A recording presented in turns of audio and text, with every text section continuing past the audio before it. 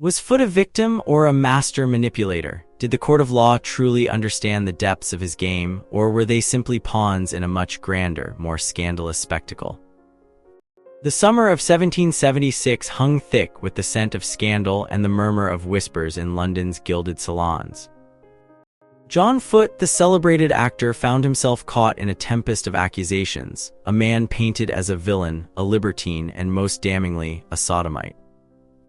But was this a genuine threat to his reputation, or a carefully orchestrated performance designed to expose the hypocrisy and moral bankruptcy of his enemies? Let's start with the beginning, with the outrage that ignited the whole affair. A poem vicious and pointed called Momus appeared in the public sphere, branding Foote as a depraved seducer, a man who preyed on the innocence of young men. It was a brutal attack, a declaration of war, and it quickly galvanized a coalition of powerful figures determined to silence the actor. Leading the charge was John Sangster, a barrister with a reputation for relentless prosecution and a keen eye for exploiting social vulnerabilities. Sangster's initial accusations were relatively straightforward, an attempt to commit anal rape.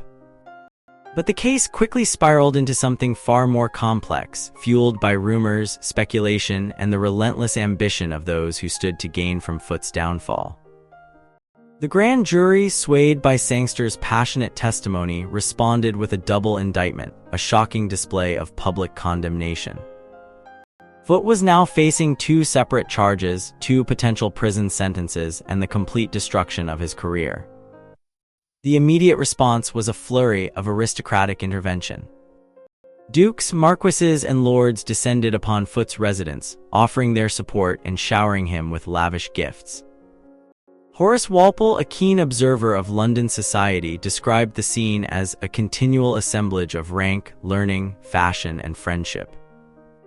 It was a remarkable display of solidarity, a testament to Foote's widespread popularity and the powerful connections he had cultivated. But beneath the veneer of aristocratic concern lay a darker truth. These were men accustomed to discreet affairs, men who valued their reputations above all else. Enter Elizabeth Chudleigh, a wealthy and eccentric duchess who threw her considerable resources into the legal battle. Her motives were shrouded in mystery, but her unwavering support for Foote suggested a personal connection, a desire to protect a man she clearly found alluring. It's no surprise that the most damaging accusations, the ones that painted Foote as a man of depraved appetites, seemed to originate from her influence. As Foote prepared for trial, the legal maneuvering intensified.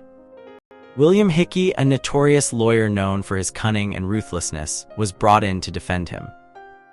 Hickey immediately recognized the precariousness of the situation and began a strategic campaign to delay and complicate the proceedings.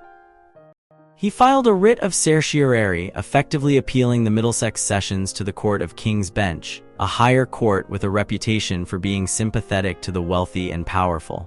This move was a masterstroke. It transformed the case from a local scandal into a matter of national importance, raising the stakes considerably and attracting the attention of prominent judges like Mansfield and Wiley's. The delay was costly, time-consuming, and emotionally draining for Foote, but it also bought him valuable time to rally his supporters and discredit his accusers. Meanwhile, Jackson, a journalist and political commentator, relentlessly pursued the story in the public ledger, feeding the public's appetite for scandal and amplifying the accusations against Foote. Jackson's reporting was characterized by a venomous tone, filled with personal attacks and thinly veiled insinuations. He seemed determined to destroy Foote's reputation, regardless of the evidence. Jackson's campaign escalated with a series of increasingly outrageous statements. He accused Foote of having a network of homosexual lovers, naming prominent figures in London society and suggesting that they were all involved in a secret, decadent world. He even went so far as to suggest that the King and Queen were aware of Foote's activities, a bold and potentially dangerous accusation. But Jackson's attempts to smear Foote were not without consequence.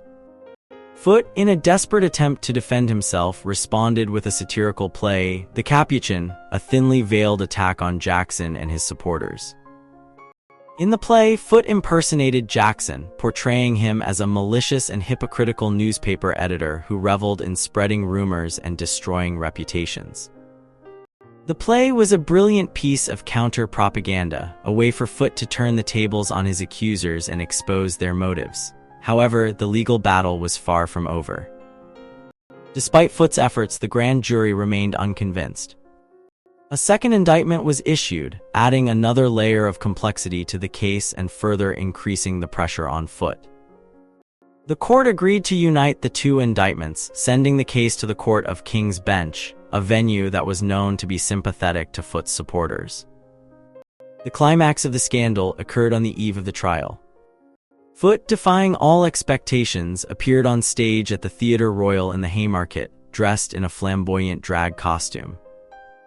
He played the role of Lady Pentweasel in The Orators, a comedy by Richard Brinsley Sheridan. The performance was a sensation, drawing a large crowd and generating a frenzy of excitement. But the spectacle was also a deliberate act of defiance. Foote was signaling to the world that he was unconcerned with the charges against him, that he was willing to risk his reputation to entertain his audience. As he took his final bow, the feathered headdress slipped off his head, revealing a cascade of feathers that tumbled to the stage. The audience roared with laughter, and the king and queen were said to have been particularly amused. The irony was not lost on anyone. Foote, the man accused of the most heinous crime, was being rewarded with a royal command. It was a calculated gamble, a way to demonstrate his power and influence, and to undermine the credibility of his accusers.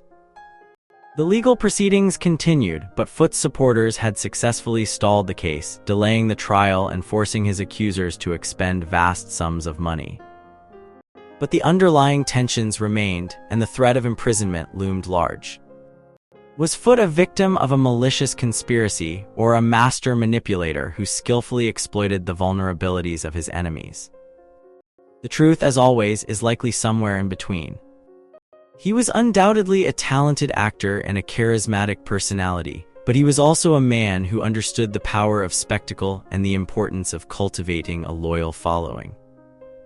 Did the court of law truly understand the depths of his game, or were they simply pawns in a much grander, more scandalous spectacle? The answer perhaps lies in the enduring fascination with this story, a story that continues to captivate and intrigue audiences centuries later.